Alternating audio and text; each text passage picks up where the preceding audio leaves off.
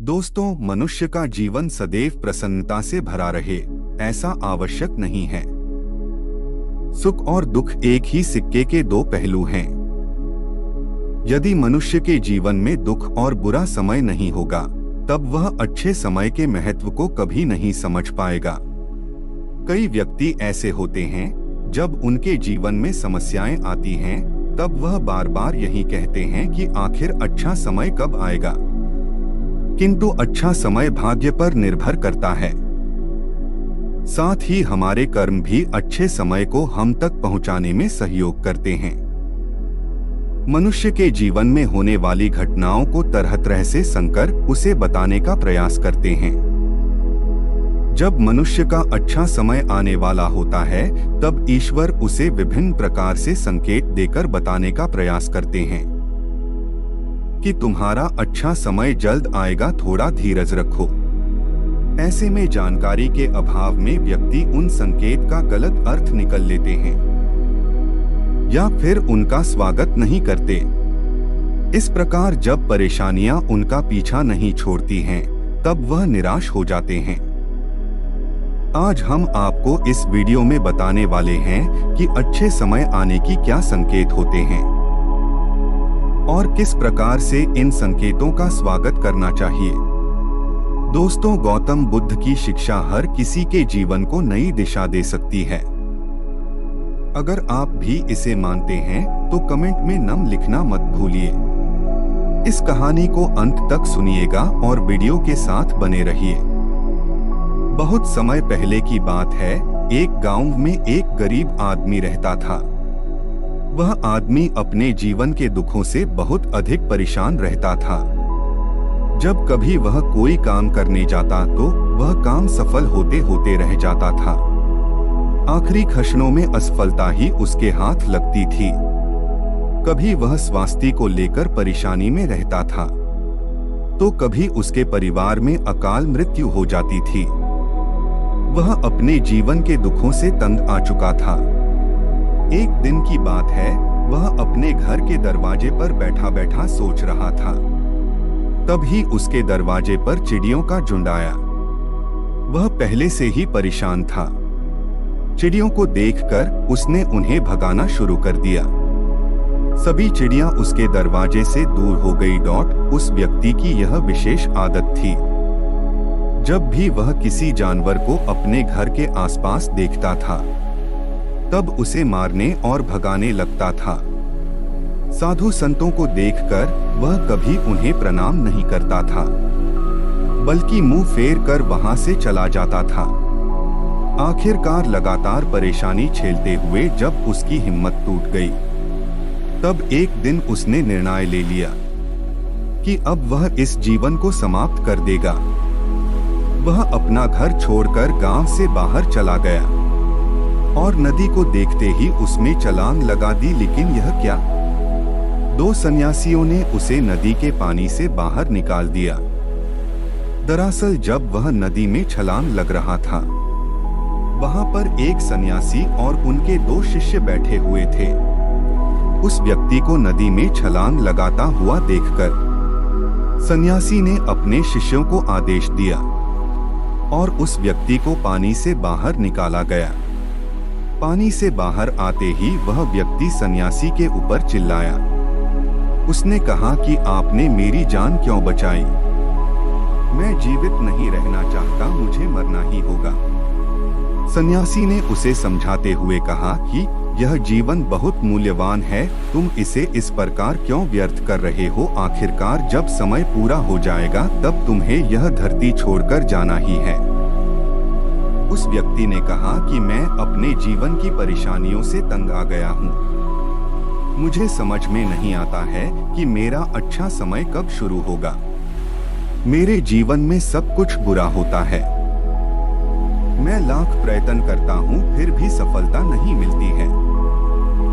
सन्यासी ने कहा कि मैं तुम्हारी सहायता करूंगा। तुम सबसे पहले आत्महत्या करने का विचार अपने दिमाग से निकाल दो, क्योंकि यह सबसे बड़ा पाप है।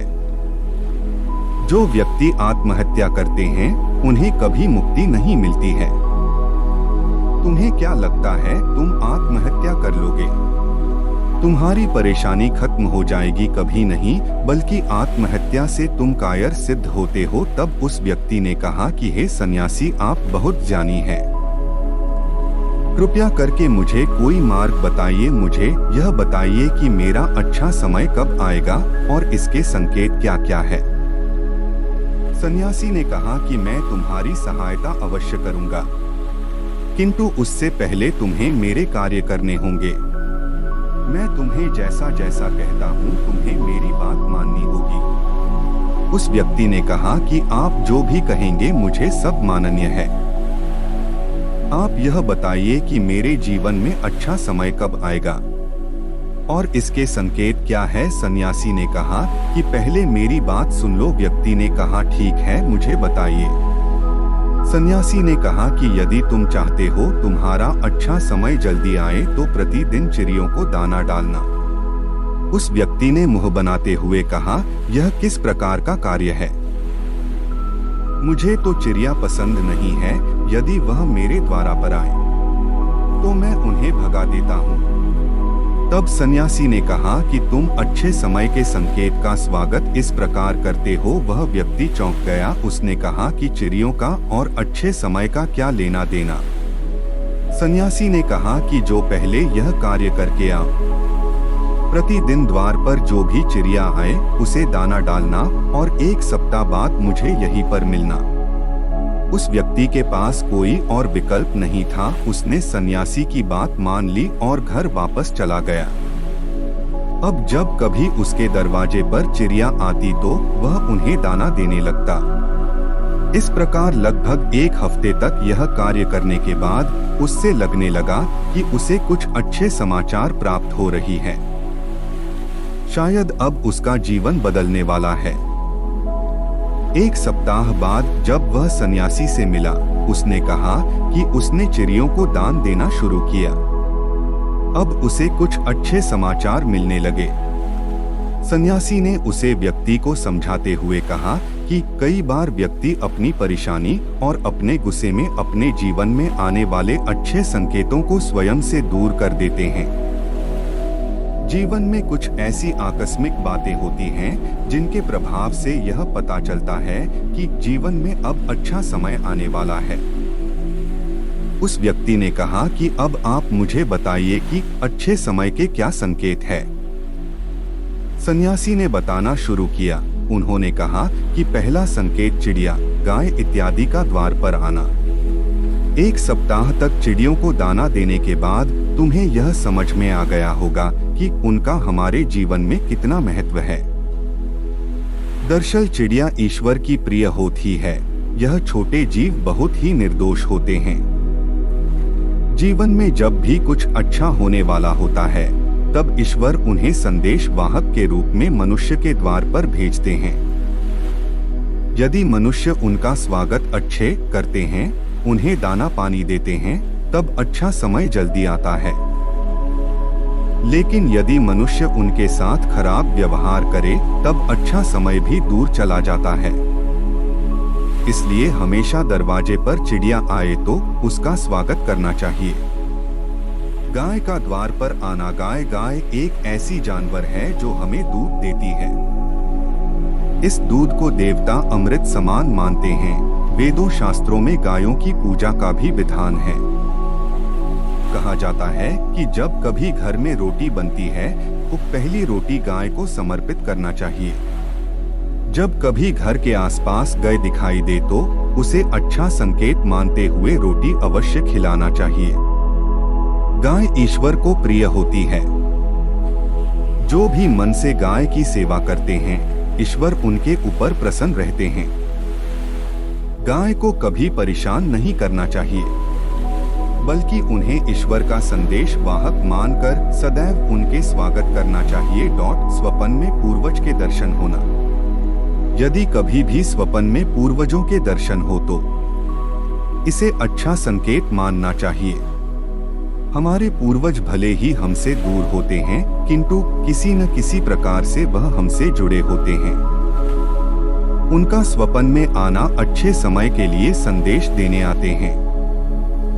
इसलिए जब कभी सपने में पूर्वजों के दर्शन हो तो इसे बुरा नहीं मानना चाहिए, बल्कि उसे अच्छा मानते हुए मन को प्रसन्न रखना चाहिए। अपने पूर्वजों के प्रति सदैव नतमस्तक रहना और प्रतिदिन उन्हें ईश्वर मानकर प्रणाम अवश्य करना चाहिए। पूजा करते आंखों में आंसू आना आमतौर पर पूजा पाठ नित्य कर्म होते हैं, यह प्रतिदिन करना चाहिए। किंतु कोई व्यक्ति भक्ति भाव में इतना अधिक हो जाते हैं कि पूजा करते समय उनकी आंखों से आंसू आने लग जाते हैं। यह ईश्वर का सबसे अच्छा संकेत होता है। अब अच्छा समय शुरू होने वाला है।